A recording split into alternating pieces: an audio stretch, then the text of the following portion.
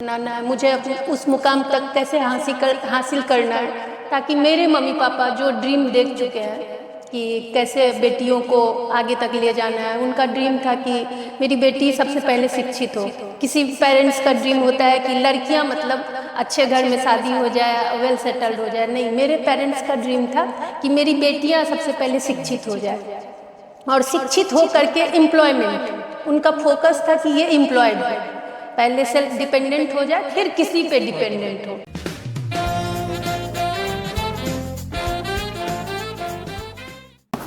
बिहार में किसी को बिजनेस शुरू करना आजकल काफ़ी आसान हो गया है। रेस्टोरेंट से लेकर फूड चेन तक, कपड़े की दुकान से लेकर नए नए फ्रेंचाइजी तक, आज के टाइम पे किसी चीज़ को स्टार्ट करना काफ़ी इजी हो चुका है। मगर क्या ये बात 20 साल पहले या 15 साल पहले इतना आसान था? ये बात और भी खास हो जाता है जब वो किसी बिजनेस को एक लेडी रन करती है। उनका क्या विजन था, क्या चैलेंजेस थे, क्या इंस्पिरेशन था, आज हम इसके बारे में ही बात करने वाले हैं। जो आज का टॉपिक है हमारा वो है बिजनेस जो कि एक लेडी, किसी भी महिला के द्वारा रन किया जा रहा है बिहार में। जो गेस्ट है हमारी वो पेज 3 ब्राइडल स्पेस की मालकिन या owner miss Romi Singh ji. Hello, welcome to the show. नमस्ते। बहुत अच्छा लगा आप हमारे शो पर आए और अपना टाइम निकाला हमारे शो पर बात करने के लिए। आज हम लोग आपके जर्नी के बारे में, आपके लाइफ के बारे में जानना चाहेंगे। आप सबसे पहले बताइए हमारे ऑडियंस को कि आपका अर्ली लाइफ या फैमिली के बारे में क्या कहना चाहेंगे उसके बारे में। सबसे पहले थैंक यू। और मतलब ये एक ऐसा शो है और ऐसा प्लेटफॉर्म है जहाँ रियलिटी है। और अक्षय जी, जो आपने ये इनिशिएटिव लिया है कि हम जैसे मतलब जो लोग जिनको नहीं जान रहे हैं, लोग जिनकी जर्नी कैसे स्टार्ट हुई, ये सब चीज़ को लोगों तक लाना और ये एक पॉडकास्ट के रूप में सबको सबके बीच में ले आना, ये एक बहुत ही अच्छा इनिशिएटिव है। और इसके लिए सबसे पहले आपको ऑल द बेस्ट। आप भगवान की दया से खूब आगे जाएं और हम जैसे लोगों को इस मंच पे लाएं, ताकि हम भी अपना एक्सपीरियंस शेयर कर पाएँ, जो हम लोग किए या जो हम लोग फेस किए या जो हमारा ड्रीम था उस तक अभी तक पहुँचे या नहीं पहुँचे, और क्या ज़रूरतें हैं। ये एक ऐसा मंच होगा जहाँ से हो सकता है कि आपके इस मंच से मुझे कुछ ओपनिंग और मिल जाए या सपोर्ट और मिल जाए, ताकि मैं अपने ड्रीम को पूरा कर पाऊँ। तो सबसे पहले आपको thank you. Well, thank you so much ma'am आपके काइंड वर्ड्स के लिए। जैसे आपने बोला ये प्लेटफॉर्म के बारे में, तो ये हमारा एक मकसद भी है, एक थिंकिंग है कि हम लोग बिहार के उन लोगों को बुला करके बात करें जिनका जर्नी जानना लोगों के लिए स्पेशल है। हर लोग सेलिब्रिटीज, एक्टर, स्पोर्ट्समैन के पीछे भागता है, लेकिन जर्नी एक आम इंसान का भी होता है। जो आपके जर्नी को हम थोड़ा बहुत जानते हैं, तो मेरे लिए काफ़ी इंस्पिरेशनल लगा और हमको लगा कि प्लीज़ आपसे हम टाइम मांगे और आप हमारे शो पर आए। तो आज हम लोग बिल्कुल उसी के बारे में बात करेंगे आपसे। मैम, आपके बारे में हमने बहुत कुछ जाना है, हम चाहते हैं आप ऑडियंस को बताइए अपने अर्ली लाइफ के बारे में। मैं एक सिंपल मिडिल क्लास फैमिली से थी। मेरा नाम आप लोग जान ही रहे हैं, जैसा आपने बता ही दिया, रोमी सिंह। और मेरे घर में मेरी 2 बहनें थी, छोटी बहनें। मैं अपने बहनों में सबसे बड़ी थी।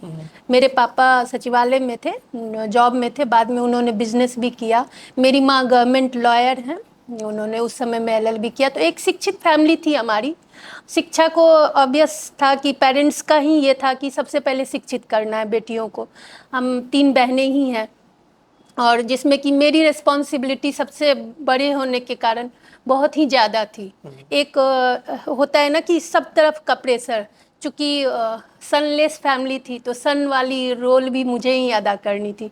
पापा का था, मम्मी का था कि तुम बड़ी हो, तुम्हें मतलब अच्छे मुकाम पे जाना है, अच्छा करियर बनाना है, तभी जाके तुम्हारी छोटी बहनें बनाएंगी। तो एक रिस्पॉन्सिबिलिटी ओरिएंटेड बच्ची थी मैं। मतलब बचपन से लोग खेलने कूदने में थे और मुझे करियर रिस्पॉन्सिबिलिटी इसी का था।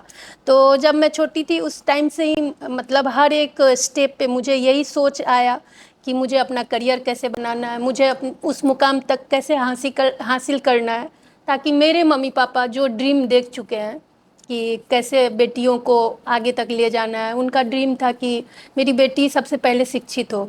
किसी पेरेंट्स का ड्रीम होता है कि लड़कियां मतलब अच्छे घर में शादी हो जाए, वेल सेटल्ड हो जाए। नहीं, मेरे पेरेंट्स का ड्रीम था कि मेरी बेटियां सबसे पहले शिक्षित हो जाए, और शिक्षित हो करके एम्प्लॉयमेंट। उनका फोकस था कि ये एम्प्लॉयड हो, पहले सेल्फ डिपेंडेंट हो जाए, फिर किसी पे डिपेंडेंट हो। क्योंकि आप सक्षम है तभी आप 10 लोगों को सक्षम कर सकते हैं। अगर आप दूसरे पैरासाइट बन के किसी को खाना शुरू कर दें तो खुद को कैसे खिलाएंगे और दूसरे को क्या खिलाएंगे। तो वही था कि मैं बचपन में मेरा ड्रीम था कि और मेरे पेरेंट्स का भी, और जो हमारा टाइम था अक्षय जी, उस समय में 2 ही जॉब फेमस हुआ करता था, 3 जॉब, डॉक्टर, इंजीनियर, नहीं तो आईएएस आईपीएस। चौथा कोई ऑप्शन नहीं था हमारे पास, जो जिस टाइम के बच्चे हम लोग हैं वहाँ पे ये सब नहीं था कि फैशन डिजाइनिंग भी है, कंप्यूटर एप्लीकेशन भी है, या बहुत सारे, अभी तो बहुत सारे लैंग्वेज लोग सीख रहे हैं, जर्मन लैंग्वेज सीख के उसमें अच्छा कर रहे हैं, फैशन डिजाइनिंग कर रहे हैं, एयर हॉस्टेस बन रहे हैं, मतलब ऐसे रिसोर्स ऐसे है। हमारे टाइम में ऐसे था, मतलब उसी में आपको ऑप्ट कर लेना, either you are doctor, either you are engineer, और नहीं तो आईएएस आईपीएस। तो एज यूजुअल मेरे भी पापा ने ड्रीम देखा था कि बेटी मेरी डॉक्टर बन जाए, उनको डॉक्टर पसंद था, और मेरा बायो अच्छा था। मैथ में मैं थोड़ी कमज़ोर थी, मैथ उतना अच्छा नहीं था, और मेरा इंटरेस्ट भी मैथ की तरफ उतना नहीं था। फिर भी मार्क्स अच्छा लाया, हमेशा क्लास में मैं टॉपर ही रही हूँ, अपने क्लास में, स्कूल में भी अच्छा करती ही रही शुरू से ही। फिर मैंने बायो ऑप्ट किया, मेडिकल का प्रिपरेशन किया, पीएमटी दिया। बैड लक कहिए कि मुझे एमबीबीएस मिला नहीं, मैंने बीडीएस क्वालिफाई किया, और उसके बाद बी फार्मेसी किया, आईसीआर किया, एडमिशन भी लिया, लेकिन कहीं ना कहीं मेरा जो इनर सोल है वो सेटिस्फाई ही नहीं हो पाया। लगा मुझे कि नहीं, ये चीज़ नहीं, मैं ये करके शायद नहीं, मुझे संतुष्टि ही नहीं हो रही थी। फिर मैंने पापा से रिक्वेस्ट किया कि पापा आप मुझे छोड़ दीजिए, अब मेरी शादी कर दीजिए, अब लगता है आपका ड्रीम पूरा नहीं होगा मेरे से, क्योंकि बीडीएस या आईसीएआर या बी फार्मा मुझे करना नहीं है, मतलब मेरा मन ही नहीं लगेगा।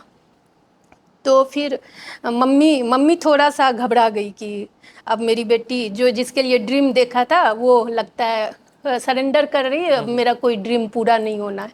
तो मेरी माँ बस एक रिक्वेस्ट की कि हमको पता है तुम बहुत अच्छी हो पढ़ने में, तुम एक अटैम्प्ट लो, बीपीएससी का प्रिपरेशन कर लो। हम बोले माँ माफ़ कर दीजिए, अब मेरा फर्स्ट और लास्ट विश था कि मैं डॉक्टर बनूं, नहीं हो पाया।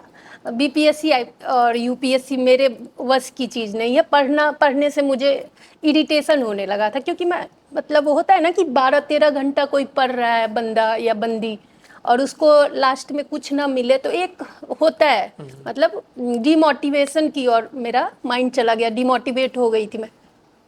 फिर मैंने मम्मी के कहने पे मैंने एमबीए, मतलब ऐसे ही एमबीए का फॉर्म भर दिया।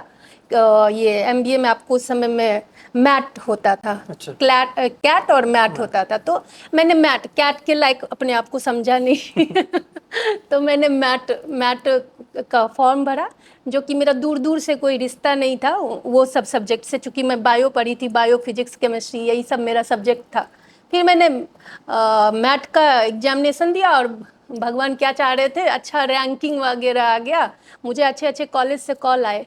फिर मैंने सोचा कि अब तो, मतलब हारे को हरी नाम था वो मेरे लिए तो मैंने देखा फी स्ट्रक्चर मैथ की, मतलब अगर आप एमबीए करते तो अच्छा खासा फी लगता है, तो मैंने सेलेक्ट किया कि नहीं, जो सबसे कम फी वाला कॉलेज होगा वहीं पे मैं एडमिशन लूँगी। फिर मैंने सबसे कम फी वाले कॉलेज में जाके एडमिशन लिया, और एमबीए यूँ ही कर लिया, बिना मतलब पढ़े लिखे, जो होता है ना कि एग्जामिनेशन से 10 दिन पहले पढ़ लिया, उसके बाद भी मेरा डिस्टिंक्शन मार्क्स आया हुआ है एमबीए में। फिर मैंने एमबीए किया, उसके बाद जॉब किया, जॉब भी मेरा लास्ट सेमेस्टर में ही हो गया था, कैंपस में ही। तो फिर जॉब करते करते भी मेरा ख्याल आया कि नहीं, कब तक नौकरी, कब तक मतलब ये आप बुरा नहीं मानिएगा, या ऑडियंस को भी मैं ये नहीं बोलती हूँ कि नौकरी is not good, but job is job. आप जॉब से सिर्फ अपना दाल रोटी चला सकते हैं, बड़ा सपना नहीं पूरा कर सकते। तो मुझे अपना सपना पूरा करना था। फिर मैंने उसी टाइम में प्लान कर लिया कि मुझे बिजनेस करना है, आज नहीं, मतलब जॉब करूँगी, 5 साल के बाद मुझे बिजनेस ही करना है।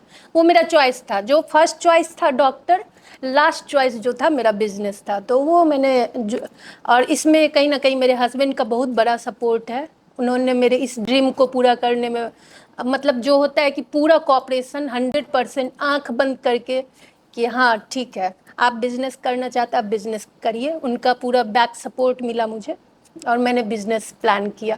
बिजनेस मैंने जिस टाइम में और जिस एरिया में डाला वो बहुत खतरनाक एरिया वहाँ पे मुझे मतलब चैलेंज ही चैलेंज था। 7 बजे सन्नाटा पूरा, मतलब और मेरा था कि एम्प्लॉयमेंट जो दिया था ज़्यादा फीमेल को ही दिया हुआ था। कभी किसी का मोबाइल छीन जाना, कभी किसी का चेन छीन जाना, ऐसा वाला इंसिडेंट्स होना शुरू हुआ। तो आप इसके बारे में और डिटेल में बताइए कि आपने किस साल में इसको स्टार्ट किया और एग्जैक्टली क्या क्या चैलेंजेस आपको देखने को मिले, और तो क्या आपको भी पर्सनली कुछ दिक्कत आया इस चीज़ को, और ये एग्जैक्टली किस ईयर की बात है, किस जगह की बात है? 2017 में मैंने फाउंडेशन लिया था खगोल रोड में, सगुना मोड़ खगोल रोड में।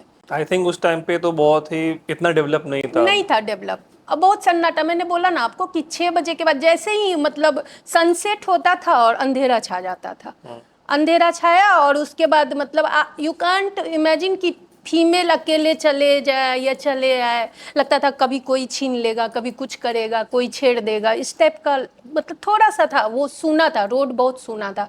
अभी तो सारे ब्रांड एंड ऑल मतलब जितने भी आपको सोसाइटी हैं वो सब डेवलप हो रहे हैं इस एरिया में, लेकिन 2017 में सन्नाटा था।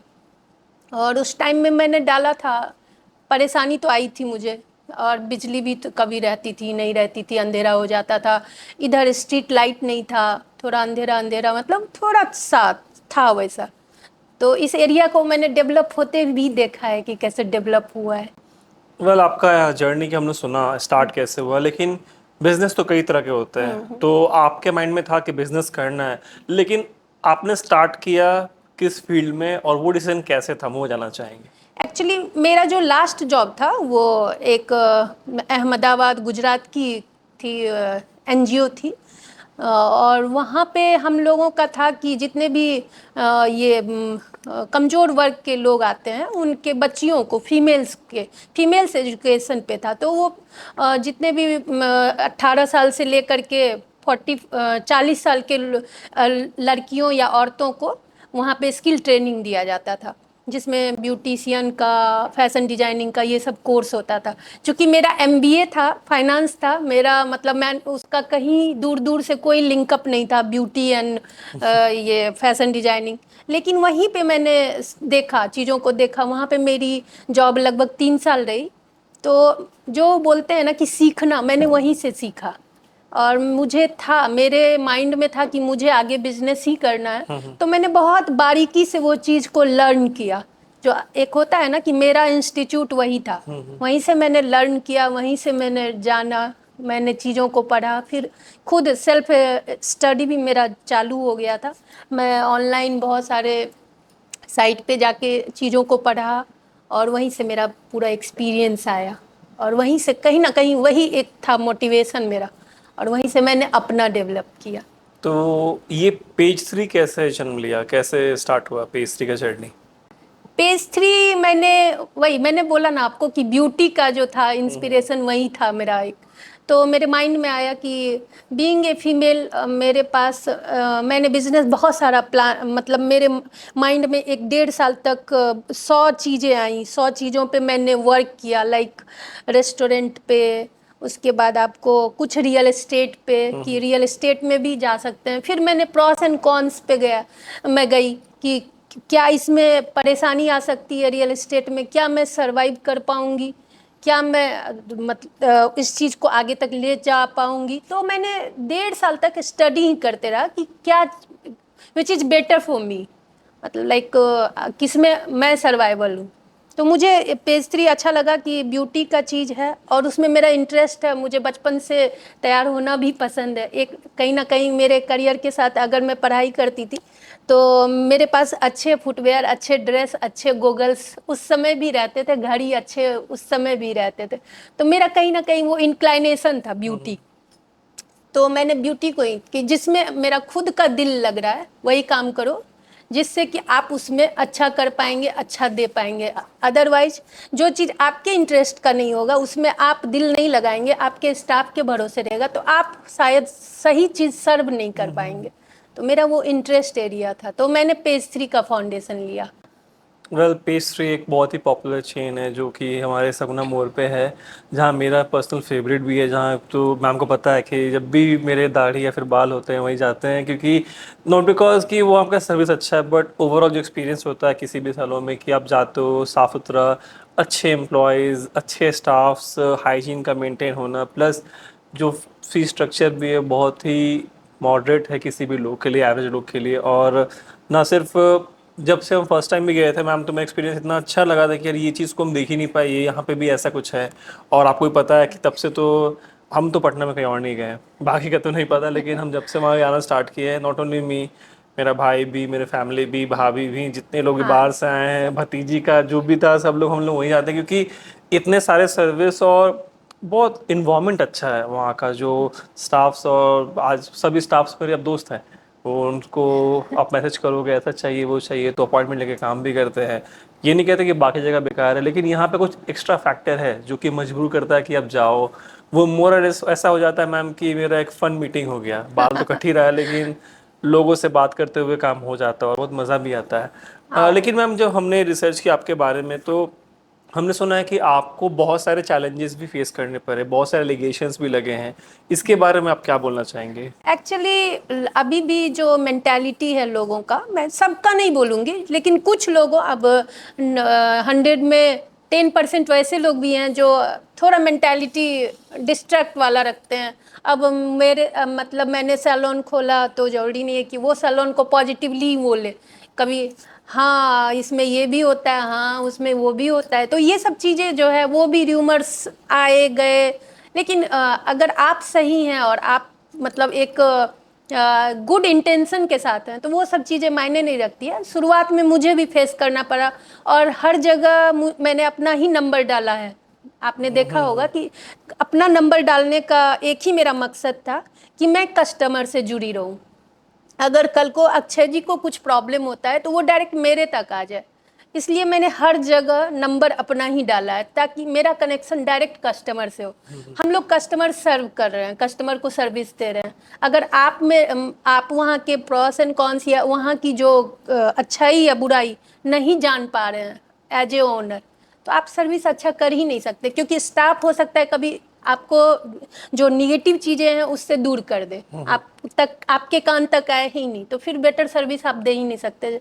जैसा आपने बोला कि पेज 3 में इन्वायरमेंट अच्छा है या स्टाफ हमारे फ्रेंडली हैं, या कभी देखते होंगे मैं भी राउंड लगा के नीचे चली जाती हूँ, जस्ट एक नज़र डाला, मैं बैठती नहीं हूँ बट नज़र मेरा रहता है, एक राउंड डाला, सबको देख लिया, सबने प्रॉपर काम किया। अगर मुझे जरा भी थोड़ा भी वहाँ पे दिक्कत लगता है, मैं स्टाफ को कभी डांटी ही नहीं हूँ। मेरे स्टाफ कभी मेरे से ये नहीं आपसे बोल पाएंगे कि मैम ने मुझे डांटा, या मैं उनको बहुत प्यार से समझाती हूँ कि इनसे ही तुम हो, अगर ये नहीं तो फिर हम लोग नहीं। तो उनको भी ऐसा मैंने कर रखा है कि वो पेस्ट्री में जितने भी हमारे कस्टमर्स आते हैं वो हमारे फैमिली हैं, उनको अच्छा सर्व करना, चाय कॉफ़ी पानी ये पूछना ही पूछना है। इवन आप एक सिंपल मतलब नेल कट के लिए भी जाते हैं तो हमारे यहाँ चाय कॉफ़ी पानी पहले पूछा जाएगा, तभी फिर सर्विस होगा। तो ये सारा इन्वायरमेंट मैंने एक प्रिपेयर किया था, क्योंकि मेरा एक ड्रीम प्रोजेक्ट है ये सब, जहाँ पे सिर्फ मुझे पैसा नहीं कमाना है, जहाँ पे मुझे बेटर करना है, और बेटर मतलब हर दिन कुछ ना कुछ अच्छा करके देना है ताकि कस्टमर जाए और उनको वो फ्रेंडली इन्वायरमेंट। सैलून मतलब कि आप रिलैक्स होने जाते हैं, आप अपने दिनचर्या से थोड़ा टाइम निकाल के कहीं, क्योंकि अभी बहुत स्ट्रेस है हर के लाइफ में। अगर वहाँ भी जाके आपको स्ट्रेस मिलता है, इधर गंदा है, इधर गंदा फेंका हुआ है, लोग चिल्ला रहे हैं, मिसबिहेव कर रहे हैं, तो आप वहाँ फिर जाना ही नहीं पसंद करेंगे। तो वही एक माइंड में। मैम ये बात तो बिल्कुल सही है कि वहाँ का इन्वायरमेंट और वो सैलून बिल्कुल डिफरेंट है। वैसे तो पटना में बहुत सारे चेन हैं जो कि ये सब काम करते हैं, जी। लेकिन ऐसा क्या वजह है कि आज जो आप देखते भी हैं, हम लोग देखते भी हैं कि बिहार में जब भी कोई सेलिब्रिटीज़ आते हैं या फिर बाहर से काम करने के लिए आते हैं, तो वो पेज से ज़रूर विजिट करते हैं, या तो अपने मेकओवर के लिए, या फिर किसी को अपना कोई भी एक्ट्रेस भी आती है बाहर से, तो आपके सैलून से लोग जा करके उनका मेकओवर करते हैं, हेयर करते हैं। तो ये चीज़ कैसे स्टार्ट हुआ और ये चीज़ आप यहाँ तक कैसे पहुँचाएंगे इस चीज़ को? यहाँ पे कुछ तो मतलब जैसे जो ऑर्गेनाइज करते हैं, जो लोग यहाँ पे सेलिब्रिटी लाते हैं, उनसे एक मेरा पर्सनल भी रिलेशन अच्छा है, वो लोग भी मुझे जानते हैं।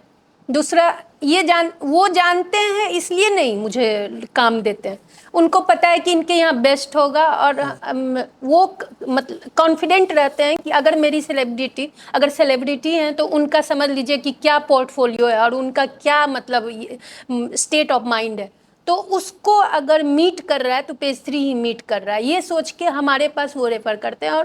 और लास्ट में वो खुशी हो के, जैसे अभी मेरा व्हाट्सअप चेक करेंगे तो मैक्सिमम सेलिब्रिटी से मैं कनेक्टेड हूँ। राखी सावंत का मैसेज आता है, और हमारी सिंगर हैं स्वाति शर्मा हैं, अलका खान हैं, सब हमसे कनेक्टेड हैं। इवन मैं कुछ भी इंस्टा वगैरह पे भी उनको शेयर करती हूँ तो वो ज़रूर देखते हैं, और टाइम टू टाइम विश करना, बर्थडे विश करना, या कुछ भी ऐसा ओकेजन रहा तो विश करना, वो लोग करते हैं। तो उनको कहीं ना कहीं हमारा बिहेवियर एंड हमारा काम दोनों पसंद आया, तभी वो कनेक्टेड है। अदरवाइज लोग जस्ट फॉरगेट कि हाँ गए थे, कहीं गए थे, वैसा नहीं।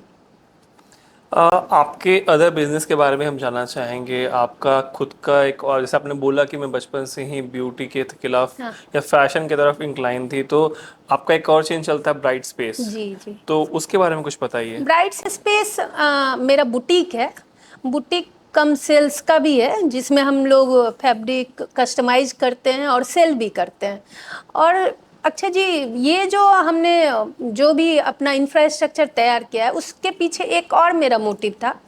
देखिए, यहाँ पे जॉब पाने के लिए बहुत स्ट्रगल था, अभी तो फिर भी अपॉर्चुनिटी बहुत है। जिस समय में मैं जॉब कर रही थी उस समय में अपॉर्चुनिटी बिल्कुल थी ही नहीं।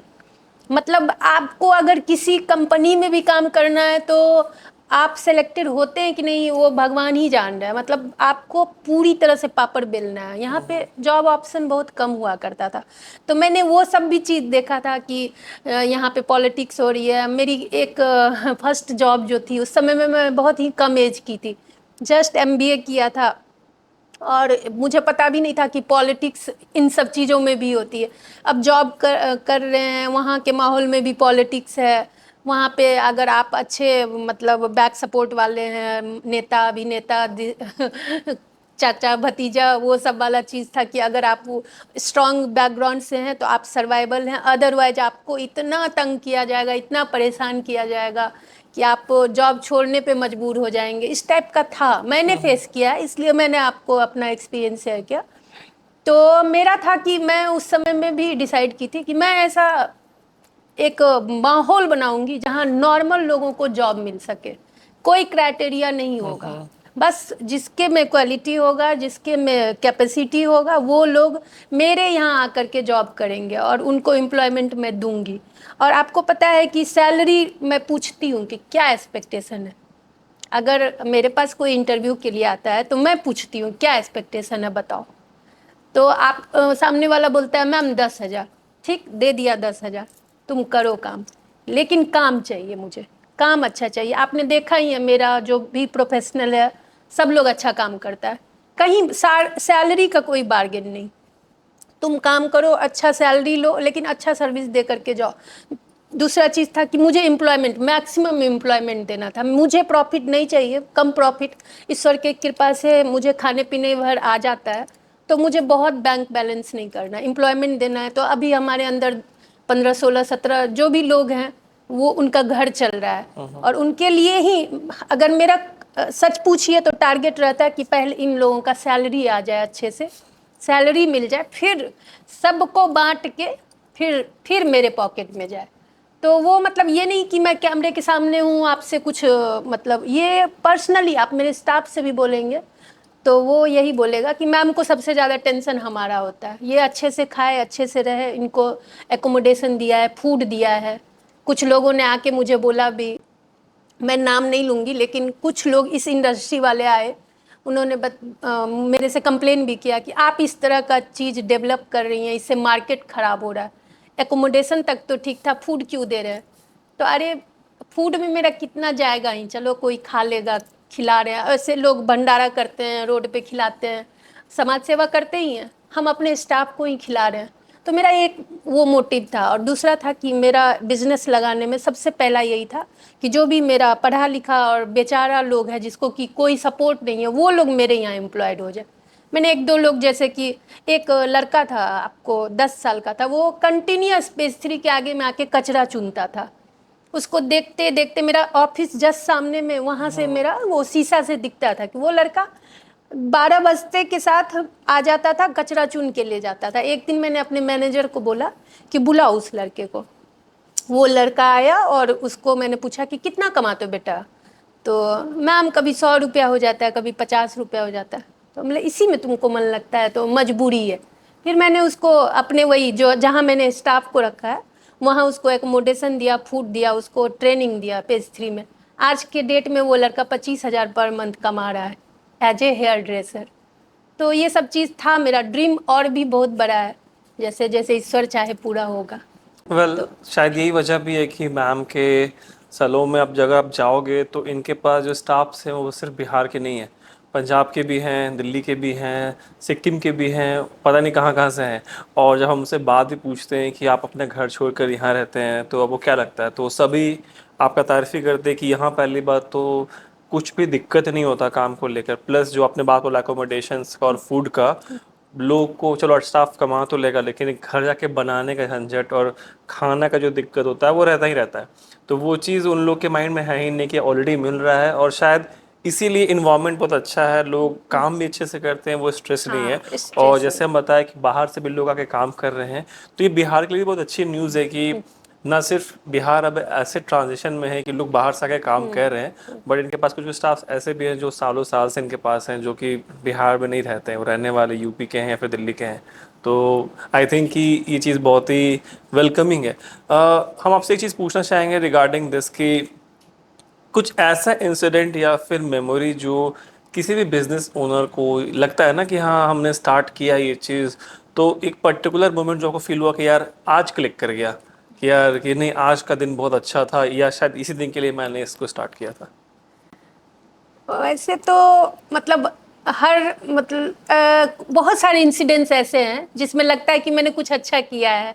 लाइक लोग आते हैं, जैसे कुछ ओल्ड एज वाले लोग हैं, अंकल आंटीज हैं, वो लोग हमारे यहाँ आते हैं। जैसे एक हैं, उनको ना पैर का प्रॉब्लम था, तो डॉक्टर भी उनका मतलब मेडिसिन देते देते अंग्रेजी दवा खिलाते खिलाते वो थक चुके थे। और आपको पता है मेरे यहाँ पेडिक्योर करते करते उनका क्योर हो गया। तो वो सब चीज़ ना अच्छा लगता है जब वो मुझे ब्लेसिंग देते कि बहुत अच्छा, आपके यहाँ मैं थक चुका था अपने पैरों को लेकर के, आपके यहाँ ये क्योर हो गया। तो मुझे बड़ा प्राउड होता है कि मेरा स्टाफ डॉक्टर भी है और वो लिटरली उनको टिप दे के जाते हैं हर सीटिंग में कि तुमने मेरा पैर ठीक कर दिया। तो ये सब छोटी छोटी चीज़ें हैं जो कि खुशियाँ देती हैं कि आपने कुछ अच्छा किया है, लोग हमारे चीज़ों से क्योर हो रहे हैं, या हमारा जो थेरेपिस्ट है या जो हमारा स्टाफ है उस लेवल का मैंने रखा है कि लोग को अच्छा सर्विस दे पा रहा है, लोग खुश होके जा रहे हैं। ये सब चीज़ें हैं। और कुछ जो सबसे अगर खुशी देने वाली चीज़ें हैं तो मेरे यहाँ कुछ हाउसकीपिंग वाले स्टाफ हैं जिनका लाइफ मैंने ना चेंज कर दिया। मैंने नहीं चेंज किया, ईश्वर ने चाहा तो उनको मेरे तक भेजा। आप मतलब नाम नहीं लूंगी, फिर वो अगर शो में देखेंगे तो बोलेंगे मैम मेरा नाम ही आउट कर दी। तो वो लोग जो आए थे मतलब बहुत मतलब क्या बताऊं आपको कि उनकी लाइफ कैसी थी। अब जो होता है ना यू टर्न ले लेना। उनके बच्चे आज रेसिडेंशियल स्कूल में पढ़ रहे हैं बाहर, पटना से बाहर। वो खुद अच्छा अर्न कर रही हैं, अपना घर चला रही हैं, अच्छे से रह रही हैं और काफ़ी बोल्ड हो गई हैं। जिनके मुंह में आवाज़ नहीं था, शरीर पे मतलब फटे हाल, एक स्लीपर भी नहीं था, तो आज उनको देखिएगा वेल ड्रेसिंग में अच्छे से वेस्टर्न कैरी किए हुए। तो वो सब चीज़ें मुझे खुशियाँ देती है। और मेरा कहीं ना कहीं यही ड्रीम भी है कि मतलब मेरे थ्रू अगर किसी का भला हो जा रहा है तो इससे ज़्यादा सेटिस्फैक्शन मुझे किसी भी चीज़ में नहीं मिलेगा। बैंक बैलेंस मुझे नहीं चाहिए। लोग अगर मेरे से 10 लोग अगर अच्छा कर लेते हैं या कल को उसका बच्चा कुछ बन जाता है, डॉक्टर इंजीनियर कुछ भी, तो मुझे बहुत बड़ा सेटिस्फैक्शन मिलेगा कि मेरे यहाँ एम्प्लॉयमेंट से इस आज इनका बच्चा बन गया। तो ये सब मेरे लिए एक बहुत बड़ा खुशी का कारण है। वेल किसी को भी एम्प्लॉयमेंट, यही शायद वजह भी है कि बिजनेस को रन करने का अलग बात होता है, लोग सेल्फ ड्रिवन भी होते हैं, प्रॉफिट ड्रिवन भी होते हैं, लेकिन अगर आप किसी ना किसी नीडी को हेल्प करते हो, जैसे मैम ने एक 10 साल के बच्चे की बात बताई, तो बिजनेस को बढ़ाने में क्या हेल्प करेगा नहीं करेगा वो बात अलग है, बट एक जो ब्लेसिंग्स मिलता है ना कि थैंक यू मैम एक थैंक यू फीलिंग जो होता है वो इंसान को आगे बढ़ाता है। और शायद आई थिंक ये रोल सभी बिजनेस ओनर्स का भी है कि जब भी उन्हें वैसा कुछ नीडी दिखे, आपसे कोई भी लोग पैसा का डिमांड तो नहीं करता, लेकिन उनके टाइम रिस्पेक्ट, और आप एक टाइम का उसको रिस्पेक्ट भी कर दोगे, या फिर खाना ही खिला दोगे, या फिर वो झाड़ू बाहर ही लगा रहा है, उसको पता है वो मजबूर है, तो शायद आप भी उसको रख सकते हो किसी भी काम के लिए। पैसा और डिमांड तो पहले भी नहीं करेगा, लेकिन वो फीलिंग मैम किसी के लिए भी अच्छा होता है, और वो एक ग्रेटफुलनेस फील करता है कि लोग अच्छे लोग भी हैं यहाँ पे। क्योंकि ये शो पूरा पर बिहार पे बेस्ड है, और हम चाहते थे आपसे पूछना कि बिहार में ये सैलून का जो बिजनेस है ये कैसा है, और अगर कोई भी इंसान इसको स्टार्ट करना चाहता है तो क्या क्या फैक्टर्स हैं जो उसको माइंड में रखना चाहिए, क्योंकि आप ऑलरेडी इसको बहुत सक्सेसफुली रन कर रही हैं सालों से, तो आई थिंक आप बेस्ट पर्सन होंगी गाइड करने के लिए उन लोगों के लिए। तो आप क्या कहना चाहेंगे इसके बारे में? मैं तो बोलूँगी अक्षय जी, अगर आप सैलून प्लान कर रहे हैं तो सबसे पहले तो आप सर्विस के लिए फोकस्ड हो जाइए, और स्टाफ और इन्वायरमेंट, ये चीज़ें अगर आप में है कि आपने सोच रखा है कि ये सब चीज़ों को मुझे करना है, मतलब उसको लेते हुए चलना है, तब तो आप प्लान करिए। अदरवाइज ऐसा नहीं कि अच्छा रोमी ने सैलून खोला, चलो मैं भी बगल में डाल देता हूँ। अभी थोड़ा सा मतलब यही चीज़ चल रहा है ट्रेंड में, मुझे देखा सैलून खोले हुए 10 लोग सैलून खोल दिया। अब सैलून खोल दिया, दूसरी तारीफ ये है कि आपके ही मेरे ही सैलून में घुस घुस के आके स्टाफ को प्रलोभन देना कि फलाना आ जाओ ना, तुमको यहाँ इतना मिल रहा है, मैं इतना दूंगा। ठीक है, मेरा स्टाफ है वो ऑनेस्ट है मेरे प्रति, या उसको मेरे से है लगाव, तो वो मुझे इवन बता भी देता है कि फलाने लोग आए थे मैम, सैलून में आए थे। मुझे फिर बाद में मैं कैमरा चेक करती हूँ कि अच्छा ये तो हमारे यहाँ आए हुए थे। तो लेकिन हाँ, मुझे अपने स्टाफ पे बहुत ही कॉन्फिडेंस है कि वो लोग नहीं गड़बड़ाएगा। लेकिन ये सब चीज़ नहीं करना चाहिए। अगर आप कोई बिजनेस प्लान कर रहे हैं, मैंने कभी किसी सैलून, जब मैंने प्लान किया, पहले मैं सर्विस लेने के लिए जाती थी। इससे पहले जब मेरा नहीं था तो मैं तो सर्विस लेती ही थी अपने हेयर का या ब्यूटी का कुछ भी। तो मैं उस वो माइंड से नहीं जाती थी कि फलाने का इंफ्रास्ट्रक्चर देखना है, फलाने का स्टाफ देखना है, उसको प्रलोभन देना है या उसका नंबर लेना, ये नहीं। आप अगर कुछ प्लान कर रहे हैं तो आप पहले अपने ऊपर वर्क कर लीजिए। आप अपना एक ऐसा तैयार कर लीजिए स्ट्रैटेजी कि आपको अपने से स्टाफ लाना है, आप अपने इंफ्रास्ट्रक्चर को डिजाइन करना। ये मत मोटिव लेके चलिए कि अच्छा फलाना जी के यहाँ से जाके चोरी कर लेना है। तो ये चीज़ हो रही है, ये चीज़ हो रही है, ये चीज़ नहीं करिए। आप कोई भी बिजनेस करिए तो आप अपने हिसाब से करिए। और ये सब चीज़ मैंने बहुत अभी भी कर ही रही हूँ। ये सब चैलेंजेस है जो बिजनेस को रन करने में। बुटीक ही है तो मेरे स्टाफ को आके ऑफर देना, मेरे स्टाफ से नंबर ले लेना। अब कितने कस्टमर एज ए कस्टमर आप आ रहे हैं, मेरे स्टाफ से नंबर शेयर कर लिए। अभी तो नंबर शेयर कर लेता है लोग, नंबर शेयर किया, मैं उस चीज़ को कितना पहरा कर सकती हूँ। मेरा एक ही चीज़ तो है नहीं कि वहाँ पे बैठ करके मैं देखते रहूँ कि कौन आ रहे हैं क्या कर रहे हैं। तो ये सब नहीं, ये सब सही नहीं है। और मुझे लगता है कि ये सब चीज़ करके आप बहुत ऊपर नहीं जा सकते, बहुत आगे नहीं जा सकते। दिक्कतें मुझे भी आती हैं, ऐसा होता है मेरे साथ, तो दिक्कतें आती है, लेकिन कहीं ना कहीं मुझे अपने अपने आप पे बहुत ही कॉन्फिडेंस है कि आज ये गया तो दूसरा इससे अच्छा आएगा। ये और मैं करती भी हूँ, बहुत जिद्दी हूँ अंदर से। अगर मेरे पास से आमिर खान चला जाएगा तो सलमान खान मैं लाती हूँ। ये नहीं है कि मैं कहीं से भी क्वालिटी कंप्रोमाइज करूँगी, मुझे बेटर ही करके लाना है। और वो जब तक पूरा नहीं हो जाता, मैं खाना पीना नींद मेरा सब मतलब उस पर मैं 24/7 वर्क करना शुरू करती हूँ। और जो भी है मेरा स्टाफ है, जो भी है मेरा, जो ये था कॉन्सेप्ट कि हर मैंने पंजाब का ड्रेसर सेलेक्ट किया कि पंजाब के लड़कों में स्टाइलिंग बहुत आती है, सेंस उनका होता है, स्टाइल का सेंस। लाइक बियर्ड, आजकल यूथ में बियर्ड का है प्रचलन कि अच्छा बियर्ड रखे, तो वो पंजाब के लड़के जो होते हैं ड्रेसर, उनका हाथ बहुत साफ, तो इसलिए मैंने ड्रेसर पंजाब से चुना। थेरेपिस्ट मैंने नॉर्थ ईस्ट का चुना, उनका हैंड जो है, उनका मूवमेंट जो है, उनका जो प्रेशर पॉइंट है उसका सही स्टडी किया हुआ नॉर्थ ईस्ट वाला लोग का ही होता है। तो मैंने नॉर्थ ईस्ट से लाया, मतलब अलग अलग जगह जहाँ का जो लोग स्पेशलिस्ट है उनको ही मैंने हायर किया। ये नहीं कि भेड़ बकरी की तरह भर दिया, कस्टमर आ रहे हैं उनको उल्टा सीधा करके कर दिया, वो नहीं। मैम, बिहार में बिजनेस को रन करना एक आदमी और एक औरत में मेजरली क्या डिफरेंस लगता है? क्या कोई डिफरेंस है भी, या फिर क्या प्रिविलेजेस हैं, या फिर क्या चैलेंजेस हैं? आप कुछ बताना चाहेंगे इसके बारे में? चैलेंजेस फीमेल को ज़्यादा है रेदर देन मेल। मेल है कि आपसे सीधा भिड़ जाएंगे, लड़ जाएंगे। फीमेल कहीं ना कहीं उस चीज़ में पीछे हट जाती है। फीमेल बहुत मतलब एब्रप्टली किसी को कुछ बोल नहीं पाती हैं, चीज़ों को बहुत बर्दाश्त करना पड़ता है। हम लोग को सही गलत भी आपको कुछ, हर कस्टमर को वो सेंस नहीं होता है कि आपसे कैसे बात करना है। कभी कभी कुछ लोग आते हैं एब्सर्ड टॉक करके चले जाते हैं। उस समय में मुझे लगता है कि मैं फीमेल हूँ, मेरा दायरा थोड़ा पीछे है, मैं इनके साथ इस तरह से नहीं पेश आ सकती हूँ। तो उस समय में ये सब चैलेंजेज है, एज ए फीमेल मुझे वो सब फेस करना पड़ता है। अदरवाइज अब तो खैर बहुत डेवलप हो गया है, अब चीज़ें वैसी नहीं रही, लेकिन फिर भी कहीं ना कहीं किसी मोड़ पे आ जाता है जहाँ मेल मेल है और फीमेल फीमेल है। बिजनेस पॉइंट ऑफ व्यू से बात करेंगे, बिहार जैसे आपने स्टार्ट किया 2017 में, उस वक्त का बिजनेस और 2025 का बिजनेस में क्या आपको डिफरेंस दिखता है, क्या राइज दिखता है? 2017 का बिजनेस जो था, ऑब्वियस सी बात थी कि लिमिटेड था।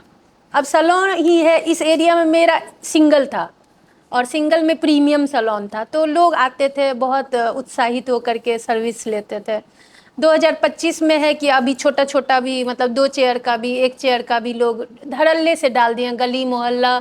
इसी गली में अगर आप जाएंगे तो 10-20 आपको छोटा छोटा सैलून मिल जाएगा। 2017 में वैसा नहीं था। तो अगर स्पेशली सैलून इंडस्ट्री की बात करेंगे तो वो थोड़ा डिग्रेड किया है, या कोई भी इंडस्ट्री। तो हो रहा है क्या कि बिहार में एक वो भी चीज़ें हैं कि अगर 5 लोग सैलून डाल रहे हैं तो छठा भी सैलून ही डालेगा, कुछ अपना नहीं सोच आता है। अगर रेस्टोरेंट का ही बिजनेस किसी ने डाला है तो वो लगातार रेस्टोरेंट, यहाँ वहाँ जहाँ तहाँ रेस्टोरेंट ही खुल रहा है, तो लोग कुछ अपना नया नहीं सोच रहे हैं। तो वो challenge day by day challenges बढ़ रहे हैं, घट नहीं रहे, बढ़ रहे हैं। समय के साथ चीज़ें बढ़ना चाहिए, यहाँ चीज़ें घट रही हैं। मतलब क्वालिटी जो है ना वो ये हो रही है, घट लेकिन रही है। यहाँ के लोग कैसे हैं? जो लोग आजकल जैसे टाइम के साथ मॉडर्न हो गए हैं, और उनका कैसा क्या एक्सपेक्टेशन रहता है आपके किसी भी सैलून में जाकर लोग के? लोग नो डाउट पहले से चीज़ें और बढ़ रही हैं, लोग अच्छे हो रहे हैं, लोगों का चॉइस बढ़ते जा रहा है। लोगों को लग्जरी चाहिए, इसलिए हम लोग चल भी रहे हैं, या इतना सारा खुल रहा है इसलिए लोगों के ही कारण खुल रहा है। लोग दिन ब दिन शौकीन होते जा रहे हैं। कपड़े ही मेरे पास कस्टमाइज कराते हैं, तो हर एक ओकेजन के लिए कस्टमाइज करवाते हैं। लाइक छोटा छोटा पर्व भी, अब रक्षाबंधन है उसमें मुझे ये पहनना, अब तो थीम वाली, भाई भी ये पहनेगा, बहन भी ये पहनेगा। हमारे पास ऐसे भी कस्टमर आते हैं जो थीम ड्रेस बनवाते हैं, फलाने फंक्शन में पहनना है। पहले होता था कि शादी ब्याह यही सब में लोग बनवाते थे, अब ऐसा नहीं है। अब छोटा छोटा पार्टी, अभी इवन किट्टी पार्टी के लिए हमारे पास फीमेल्स आती हैं, आज मेरा किट्टी है, जल्दी से अच्छा ड्रेस बना दो। तो लग्जरी और फैशन तो बढ़ते ही जा रहा है। कुछ पर्टिकुलर मैसेज जो आप देना चाहेंगे, जो भी लोग आपको देख रहे हैं, या फिर जो इस फील्ड को ज्वाइन भी करना चाहते हैं, या फिर जो चैलेंजेस हैं, या फिर खासकर ये शो था कि बिजनेस जो एक महिला या फिर कोई एक लेडी लर्न करना चाहती है, तो पर्टिकुलरली आप लेडीज़ के लिए कुछ मैसेज देना चाहेंगी? फीमेल्स को तो मैं यही बोलूँगी, पहले तो अपना इंटरेस्ट एरिया देखें। और जरूरी नहीं है कि सिर्फ आप सैलून खोल लें, बुटीक खोल लें, या गारमेंट सेक्टर में जाएं। बहुत सारे सेक्टर हैं अभी तो, ऑप्शन ऐसे है। आप अगर एक अच्छा इन्फ्लुएंसर भी बन जाते हैं, सोशल मीडिया इन्फ्लुएंसर भी बन जाते हैं, तो हम जैसे लोगों को इन्फ्लुएंस कौन करेगा? आप ही के थ्रू करेंगे। तो अभी ऑप्शन बहुत है, आप अपना इंटरेस्ट एरिया पहले डिसाइड करिए। ये मत जाइए कि रोमी ये कर रही है तो मैं भी यही कर लेती हूँ। हो सकता है रोमी इस चीज़ के लिए बनी है, आप नहीं बने हो। तो पहले तो अपना इंटरेस्ट एरिया सबको तय कर लेना चाहिए। अदरवाइज क्या होता है ना कि आप डूब भी जाते हैं। बहुत सारी चीज़ें खुलती हैं, बंद होती हैं। मैंने कोविड में ही देखा, आफ्टर कोविड बहुत सारे अच्छे अच्छे ब्रांड बंद हो गए। मेरा बिफोर कोविड ही था मेरा ये तो कोविड में ईश्वर की कृपा से मैं सरवाइव कर ली। लेकिन आफ्टर कोविड बहुत अच्छे अच्छे ब्रांड का ऑफर मेरे पास ही आया था कि आप परचेज करोगे कर लो। तो होता क्या है ना कि अगर आप स्किल्ड नहीं हैं चीज़ों को तो संभाल ही नहीं पाएंगे। एडवर्स कंडीशन के लिए आप अपने आप को हमेशा तैयार रखिए। एडवर्स कंडीशन के लिए आप जब तक सेल्फ आप क्या बोलते हैं ना कि आप सेल्फ रियलाइजेशन, आपको अपना लिखना है कि आप क्या कर सकते हो, किस चीज़ के लिए बने हो और क्या नहीं कर सकते हो। ये नहीं कि आप मुझे देख करके या फलाने चिलाने को देख करके डिसाइड कर लिए, तो आप फ्लॉप कर जाएंगे। शायद यही वजह भी है कि मैम का विजन बहुत क्लियर था, डिसाइडेड था, तो और वो अपने आप को हेजिटेट नहीं किया। इनके हस्बैंड के रूप में इनको सपोर्ट भी मिला, और जो कस्टमर्स आते हैं वो आपके काम को देखकर अप्रिशिएट भी करते हैं, और रिकमेंडेशन बहुत चलता है बिजनेस में। अगर कोई स्टाफ नहीं तारीफ करेगा, या फिर मेरे दोस्त भी कोई गया और वो तारीफ नहीं करेगा कि वो जगह अच्छा है, काम अच्छा, तो आप दोबारा नहीं जाएंगे। आप एक बार जाएंगे, पैसा पे करेंगे, लेकिन कुछ भी नेगेटिव फीडबैक मिला तो आप दोबारा जाने, क्योंकि ऑप्शंस बहुत ज़्यादा हैं, तो वो बहुत मैटर करता है। और जो बात मैसेज मैम ने दिया रिगार्डिंग जो भी फीमेल से देख रही हैं कि स्टार्टअप्स करने के लिए आपका डेडिकेशन और एक डिसिप्लिन बहुत इंपॉर्टेंट हो चुका है।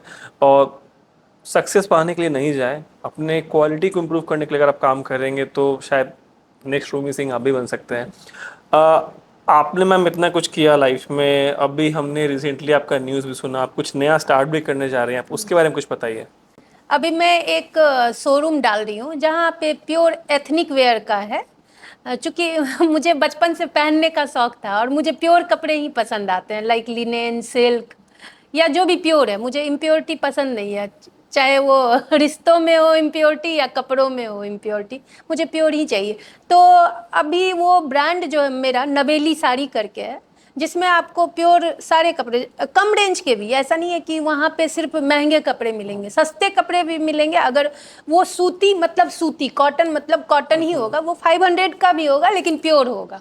आप आंख मूंद करके मेरे ऊपर ट्रस्ट कर सकते हैं कि हाँ इन्होंने दिया है, कपड़ा सही होगा, उसमें कोई मिलावट नहीं रहेगा। तो वो शोरूम मैंने वही सोच के डिजाइन किया है कि अगर आप प्योर के शौकीन हैं, आप अच्छा कपड़ा पहनना चाहते हैं, और मैं तो बोलूँगी कि प्योर ही कपड़ा पहनिए। स्किन को बहुत वो स्किन फ्रेंडली होता है, एलर्जी नहीं होती है।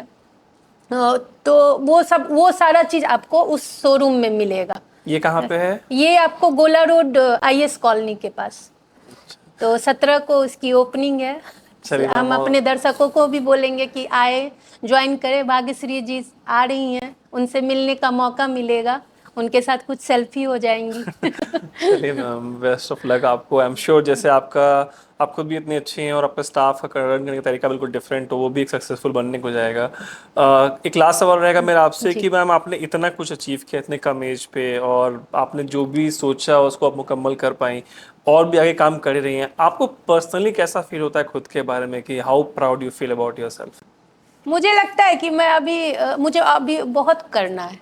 अभी तो कुछ लगता ही नहीं है। आप बोल रहे हैं तो लगता है अच्छा मैंने कुछ अच्छा किया है। अदरवाइज मुझे नहीं लगता है कि मैंने अभी बहुत बड़ा कुछ कर लिया है। हाँ, ये कार्यरत हूँ, उस चीज़ के लिए कार्यरत हूँ। मेरा मुकाम जिस दिन मेरा जो ड्रीम है वो पूरा हो जाएगा, शायद उस दिन लगे मुझे कि मैंने कुछ किया है। अभी तो बस चल रही हूँ। नहीं, ऐसा बिल्कुल भी नहीं है। अगर आप इस शो पे आई हैं तो मेरा एक विजन था कि उन लोग को बुलाकर बात करना, उनसे उनके लाइफ और जर्नी के बारे में डिस्कस करना, जो एक रियल लाइफ फाइटर है। और जैसे कि आप हमारे शो का जानती हैं, नेम बेटा ब्रेक थ्रूज है, या और ये एक फिश पे बेस्ड है हाँ, जो कि अकेले तैर रही है, अकेले और उसको तैरे, कुछ किसी का ज़रूरत नहीं है। जरूरत नहीं। और इसका लाइफ को लेकर ही हमने शो का नाम दिया है, और इसका निकनेम एक फाइटर है। वो चीज़ हमें आप में भी दिखता है कि आपने एडवर्सिटीज़ को फेस किया है, चैलेंजेस को फेस किया है, कंपटीशन को भी फेस किया है, कोविड भी आया, बहुत एलिगेशंस भी लगे, लोग नेगेटिव फीडबैक भी देते हैं, और ये एक कल्चर है हमारे बीच में कि जब भी आप राइज करते हैं ना तो पैर खींचने वाले बहुत होते हैं। तो हाँ, आपको ऑब्वियस। उनसे बचना ज़रूरी है, और उन लोग को सरवाइव करके यहाँ तक पहुँचना, वो एक अप्रिशिएट करने के लायक है। हर लोग एक्टर एक्ट्रेस के पीछे भागता है, स्पोर्ट्समैन के पीछे भागता है, लेकिन वो उनकी भी जर्नी है। लेकिन अगर आप रियल लाइफ के लोगों से नहीं कनेक्ट कर पाएंगे, ये एपिसोड हमने शूट किया है जस्ट बिकॉज कि एक मैसेज जाए कि इनके जैसे लड़कियां एक ड्रीम देख करके मुकम्मल कर सकती है, तो आप भी कर सकते हैं। अगर डाउट है आपके अंदर तो आप दूर कर सकते हैं, कुछ भी इंक्वायरी हो, पूछना हो, फ्री टू अप्रोच आप कर सकते हैं। और इंस्पिरेशन हम सबके बीच में है, आपको कहीं नहीं ढूंढना, गूगल नहीं करना, यूट्यूब नहीं देखना, आसपास देखोगे आपको 10 लोग में से 5 तो मिल ही जाएंगे जो कि आपके नीडफुल होंगे। मैम ये शो को हमने डिज़ाइन किया था आप जैसे लोगों को बुलाकर बात करने के लिए, पर्टिकुलरली बेस्ड बिहार के लोगों के लिए। आपको कैसा लग रहा है शो का कॉन्सेप्ट, और आपको कैसा फील हुआ पर्सनली शो पर आकर और इस चीज़ के बारे में बात करके, जहाँ मेरा मेन टॉपिक ही था कि हम बिज़नेस को प्रमोट करें पहला, दूसरा कि हम इंस्पायर करें लोगों को कि अगर कोई लेडी या फिर कोई भी लड़कियाँ वहाँ पे बिज़नेस चलाना चाहती हैं तो चैलेंजेस क्या है, क्या क्या दिक्कतें आ सकती हैं, लेकिन सक्सेस भी है, सक्सेस है तभी ये यहाँ बैठी हैं। और हम इसके बारे में जानना चाहेंगे आपको कैसा लगा ओवरऑल। ये मंच ऐसा है कि यहाँ पे मैं अभी अपने चीज़ों को खुल के बता पा रही हूँ। नो मतलब कोई भी आर्टिफिशियल चीज़ें नहीं है, हम लोग बात कर रहे हैं, अपना एक्सपीरियंस शेयर कर रहे हैं, और इस मंच की ज़रूरत है। रियलिटी में इस ऐसा मंच चाहिए जिससे हम अपने फीलिंग को शेयर कर सके। अब हो सकता है कल को मैं बुक लिखूं, वो बुक हर लोग नहीं पढ़ेगा। जो बुक लवर होंगे, एक दो आप जैसे लिखते हैं, आपका बुक मैंने पढ़ा, मुझे बहुत अच्छा लगा, मेरे हस्बैंड पढ़े, बहुत अच्छा लगा। तो जरूरी नहीं हर लोग बुक लवर हो। तो एक एक मंच तो ऐसा चाहिए अक्षय जी जो लोगों तक कनेक्ट कर सके। तो ये जो आप कनेक्ट कर रहे हैं बहुत अच्छा है, कनेक्टिविटी। और वैसे भी कनेक्टिविटी में मेरा भरोसा है। आप जितना कनेक्ट होते हैं उतना ज़्यादा खुल रहे हैं, उतना ज़्यादा लोगों के बीच में आ रहे हैं। बहुत अच्छा है, ये लिंक अप कर रहे हैं आप लोगों से। हम लोग जैसे नॉर्मल लोगों को आप कनेक्ट कर रहे हैं। तो ऐसा ये इसको भगवान ईश्वर करे कि और आगे तक ले जाए।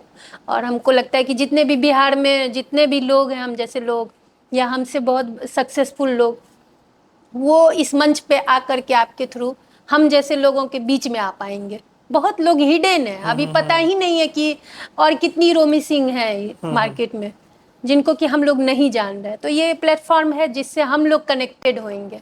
और ऑल द बेस्ट आपके इस मंच के लिए। बहुत कम टाइम में बहुत ही अच्छा, मतलब मैं तो देखते रहती हूँ और जी मुझे मैम, अच्छा लगा। बहुत आई एम रियली ग्रेटफुल कि आप हमारे शो पर आए। और फर्स्ट ऑफ ऑल हमारे शो पे जो भी गेस्ट आते हैं, मेरा खुद का भी जो भी बाल दाढ़ी मेकअप वगैरह मैम के ही सैलून से होता है, तो ये कोई पेड शो नहीं है। लेकिन क्योंकि मैम ये चीज़ गुडविल में ही करती हैं, इनको मेरा इनिशिएटिव बहुत पसंद आया और ये एकदम कॉन्फिडेंट थे कि नहीं, अब से जितना भी आपका मेकअप होगा हमारे यहाँ से होगा, और हम लोग कुछ चार्ज वगैरह नहीं करने। लेकिन आप क्योंकि ये नहीं कि हाँ चलो जानती हैं, जस्ट बिकॉज कि इनको मेरा आइडिया पसंद आया। और जैसे इन्होंने बोला कि एम्प्लॉयमेंट, इनके अंदर वो फीलिंग है कि आप अगर किसी को दोगे तो भगवान आपको देगा, तो इन्होंने बिल्कुल सेकंड थॉट नहीं रखा। हम लोग तो इनका बस एक नाम डालते हैं स्पॉन्सर्ड बाय दिस दैट। लेकिन जो मैम का सपोर्ट भी रहा है शो के लिए, मेरे तो पर्सनली बहुत अच्छा है। आपका सैलून, आपका बिहेवियर हमारे फैमिली में सबको बहुत पसंद आता है। मेरे थैंक यू बाल सो मच। ब्राउन हो जाते हैं, कभी कभी ग्रे हो जाते हैं, तो सब मैम के यहाँ का देन है। तो जितने भी लोग मेरे से पूछते हैं कि तुम बाल बहुत कलर करते हो, कभी यहाँ सुरा दी कभी वहाँ सुरा दी, तो ये सब कुछ वहीं का है। हम कहीं नहीं जाते, हम तो मैम के पास ही जाते हैं और अपना बाल इनको हम समर्पित कर चुके हैं कि आपको बाल काटने हैं, छोटे करने हैं, दाढ़ी करने हैं। तो मैम बहुत अच्छा लगा आपसे बात थैंक यू करके, सो और much. I you hope to. आप लोग जो भी होंगे एपिसोड्स देख रहे होंगे उनको ये शो पसंद आएगा। कुछ भी क्वेरी हो, इंक्वायरी हो, पीसी एक ओपन जगह आप जाके मिल भी सकते हैं। इंस्टा फेसबुक पे अप्रोच भी कर सकते हैं, कोई भी क्वेरीज हो, बुकिंग्स के लिए भी जा सकते हैं। और आई एम रियली होप कि ये चीज़ जो यंग लेडीज़ देख रही हैं उनको बिजनेस स्टार्ट करने के लिए आई डोंट थिंक ज़्यादा दिक्कत होनी चाहिए और इसके बाद वहाँ से। ट्रेनिंग भी है, आप ट्रेनिंग भी ले सकते हैं। फीमेल्स आती हैं, ट्रेनिंग लेती है, बहुत सारी फीमेल ट्रेनिंग ले करके अभी अपना चला रही हैं। ठीक है तो ma'am, thank you so much thank आपको शो पे आने के लिए। ओके, ये थैंक यू। फिश जैसे जो भी गेस्ट आते हैं वो हमारे उनके लिए होता है, तो ये आपके लिए है।